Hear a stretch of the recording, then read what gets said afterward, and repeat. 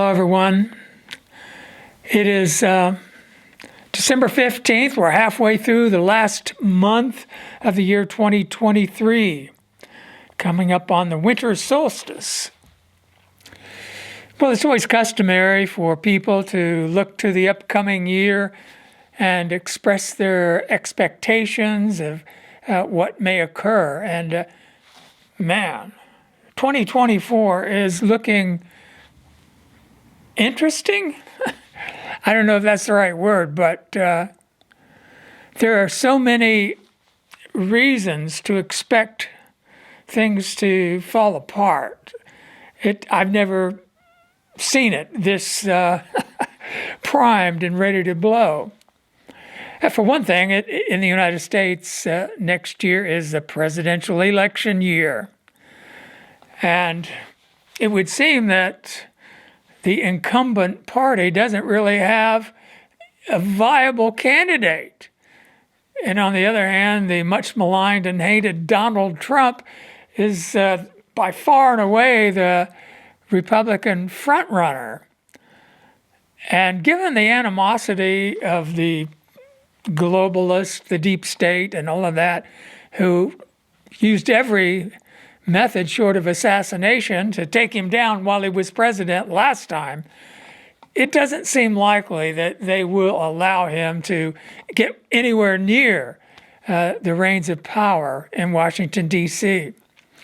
For one thing, he has already, I would say perhaps unwisely, warned people that if he becomes president, people are going to go to jail, and deservedly so. But it's hard to imagine that the people that still have power will allow him to get the upper hand. So in a lot of ways, this next year will be critical.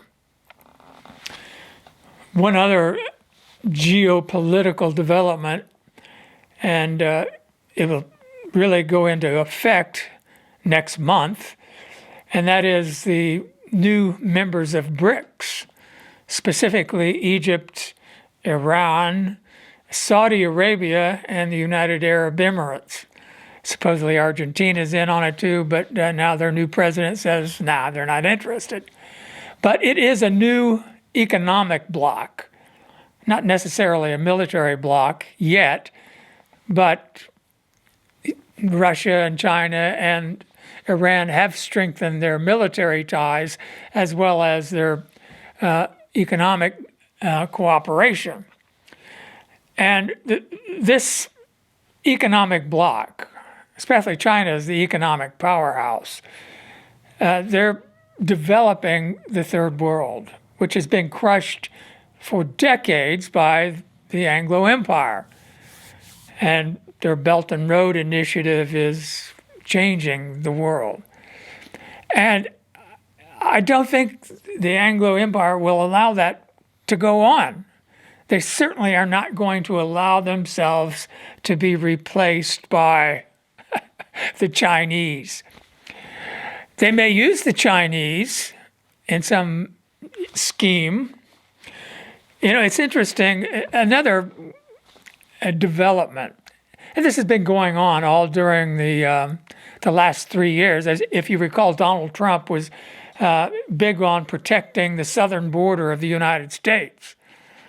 And he had the will to do that, started building this enormous wall, and the globalists didn't like that. So with President Biden, the flood of immigrants is coming in. But there's something very notable about the millions of people that are crossing the border into the United States.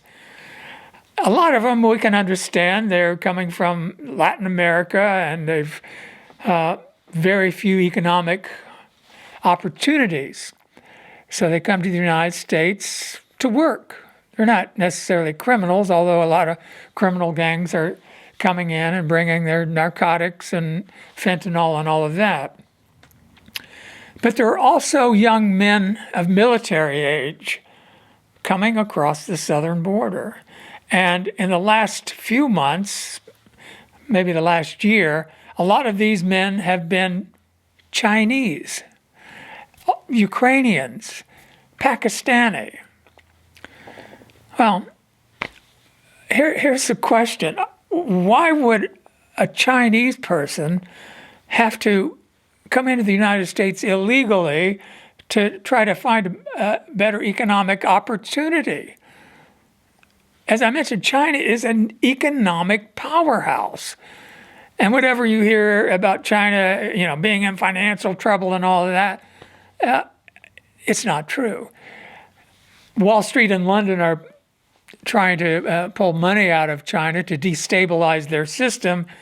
That's what that's about, to pull money out of the system to force China to devalue their currency or try to crash it. We know they've been trying to crash Russia's economy with sanctions, and they have to admit that they have not been successful.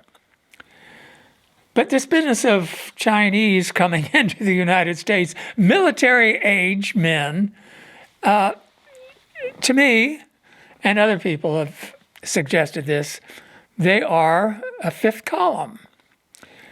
A fifth column means that they are soldiers placed behind enemy lines to do sabotage or what have you when the time comes. They call them sleeper cells. No one knows they're there. They're as if sleeping until they're woken up, given a signal. It's easy enough to get arms and explosives in the United States. They could easily arm themselves.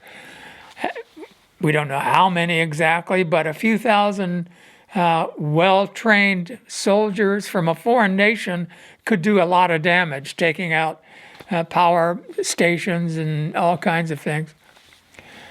So obviously something is brewing, something huge. I saw a little thing. Mark Zuckerberg is building this multi-million-dollar underground bomb shelter in Hawaii. And he's not the only billionaire or multimillionaire that is doing that. I mean, they know something's coming. Everybody does, pretty much, it seems. Jehovah's Witnesses, though, have this expectation of what is going to happen based upon what the Watchtower explains.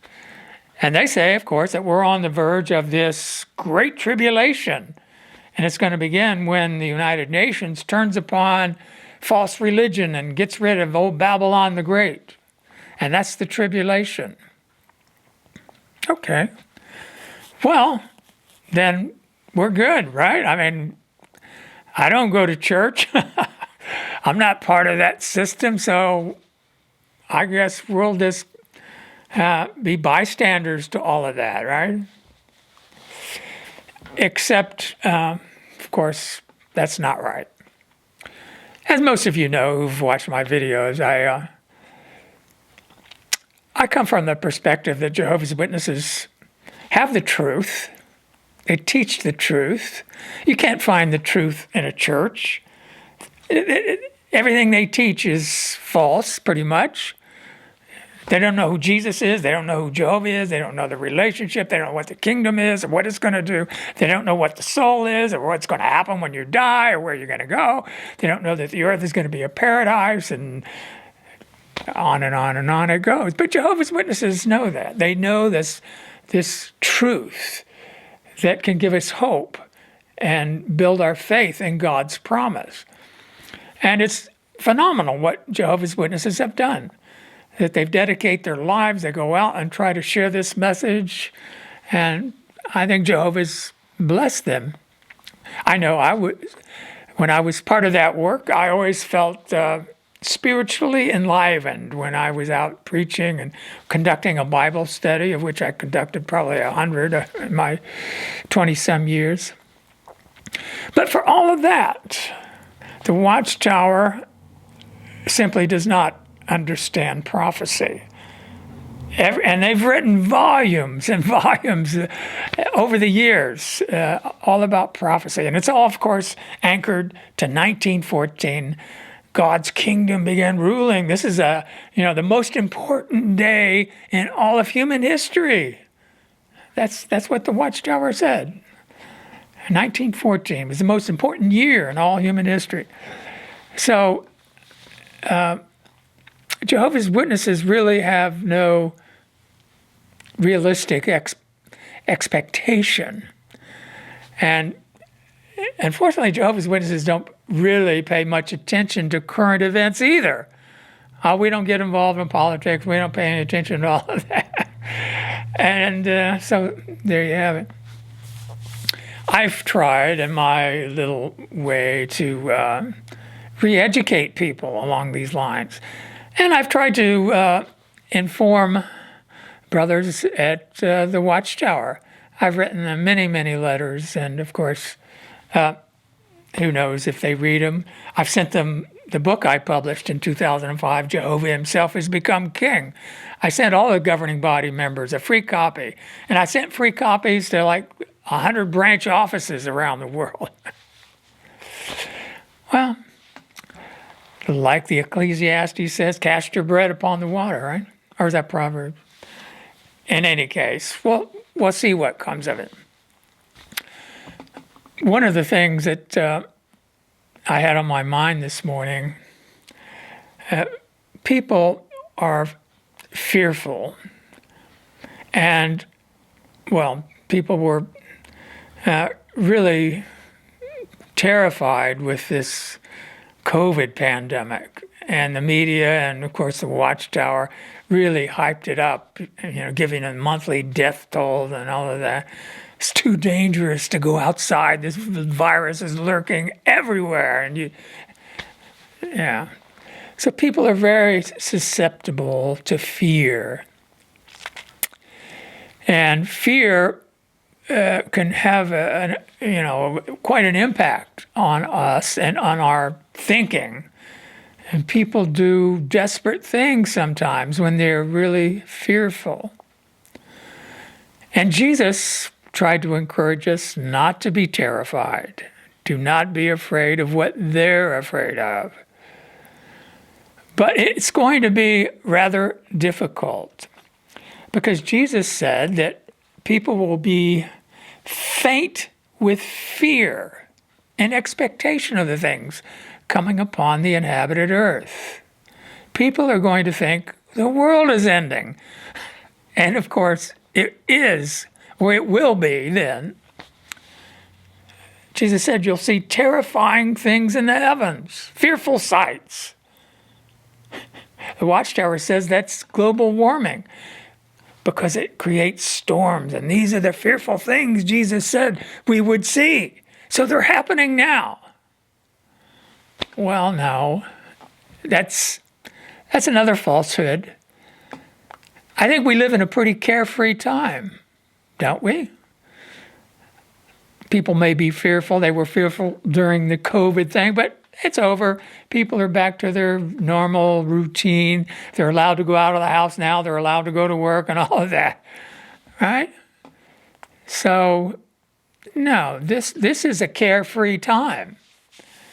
What's coming, and maybe sooner than you think, is global chaos, war, famine, real pestilence and pandemic, nuclear war.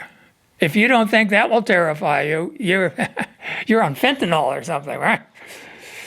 No, that's what's going to terrify people, dreading that the world is going to just explode. And it will seem that way. But Jehovah is going to intervene, if you can believe that. Jesus said that the tribulation will be so severe that if God did not cut it short, no flesh would be saved. That doesn't sound like the United Nations getting rid of religion.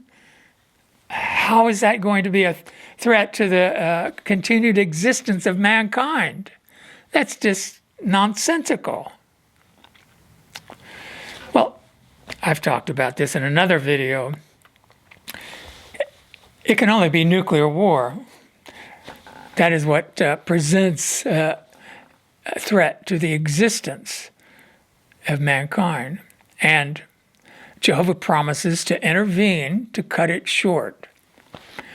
But people will be terrified. And if we don't have that faith, then we're going to be overcome with fear. I'd like to read to you a passage in Revelation. That's the scary book, right? And in the 6th chapter is the horsemen of the apocalypse. 4 of them are released. And then there's another seal is opened, the 6th seal. And when it is opened, a great earthquake occurs, and the sun became black as sackcloth made of hair, and the entire moon became as blood. And the stars of heaven fell to the earth, as when a fig tree shaken by a high wind drops its unripe figs. And the very heavens departed as a scroll that is being rolled up, and every mountain and every island was removed from its place. Then the kings of the earth, the high officials, the military commanders, the rich, the strong, every slave and every free person hid in the caves and among the rocks of the mountains. And they kept saying to the mountains and to the rocks, "Fall over us and hide us from the face of the one who sits on the throne and from the wrath of the Lamb, because the great day of their wrath has come, and who is able to stand?" So people will be terrified, but instead of appealing to the one sitting on the throne and to Christ, they'll look to the mountains, the rocks, well, to whatever exists as the government.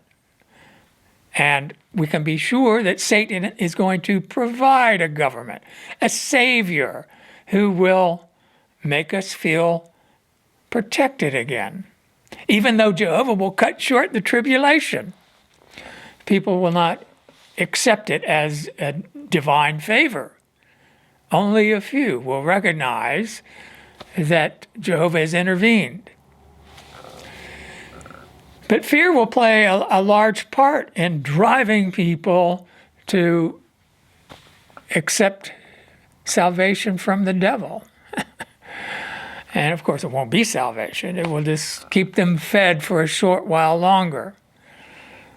And like it goes on to say in the 13th chapter, no one will be able to buy or sell unless they receive this mark. And this mark will require, no doubt, pledging allegiance to this beast. And most people will be glad to do that. Sure, just give me my monthly crypto so I can buy something because my family's starving, right?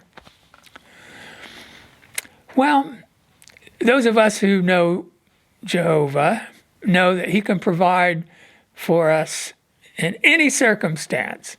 And he's proved that over and over and over again in the Bible. And of course, we have to read it and accept it and put faith in the God who did those things and who says he will do them again in the future. For example, one of the 2 witnesses of Revelation, it's symbolized by Elijah, although it doesn't call him by name, but it describes him doing what Elijah did, namely caused a drought for 3.5 years. And during that time, Elijah was hiding from his persecutors, and Jehovah caused a raven to bring him meat, and he drank water from the brook. But every day, this raven would show up with something for him to eat. So Jehovah took care of him. And, he'll take care of us as well. He takes care of us now, but it will seem as though Jehovah has left us for a while. And we will have to, read the book of Joel. When this locust plague descends, these locusts go over every wall and through every window into every home. Could these Chinese and Ukrainian fifth columnists have something to do with that? Or the collapse of the global financial system that would reach into every home and impoverish every family? So there's nowhere to hide. And, you know, the billionaires in their bunkers, I mean, they got to come out sometime, I would think. And it's an interesting passage in the 9th chapter of Amos. Jehovah says, if you dig down into the grave, my hand will take you there. And if you go up into the heavens, from there I will bring you down. I mean, when you think about it, people have these underground bunkers now. There are submarines prowling the ocean. They could conceivably survive whatever happens above the water for a while. There could be a space station, men in orbit, in the heavens, literally. And, well, Jehovah knows where they are. And when the time comes for this extermination, unless we're in Jehovah's book of life, written down, then cut off. What is coming is just as it will be as complete as Noah's flood. And Noah's flood wiped out an entire world. And only 8 people survived, and they were in that little wooden ark. And so this is going to be even more devastating, really. Although we can expect more than 8 people to survive, hopefully. Hopefully many millions. But compared to the 8 billion living now, then it's not very many, is it? Jehovah says in Isaiah, he says, I shall make mortal man rarer than refined gold. You don't see gold laying around on the street, do you? So, well, anyway, I think that's about it for this Sunday. I'm a little under the weather, I think. And I'm not going to be here next Sunday. I'm going to be traveling. So maybe we'll talk again next year, okay? All right. Thanks for watching.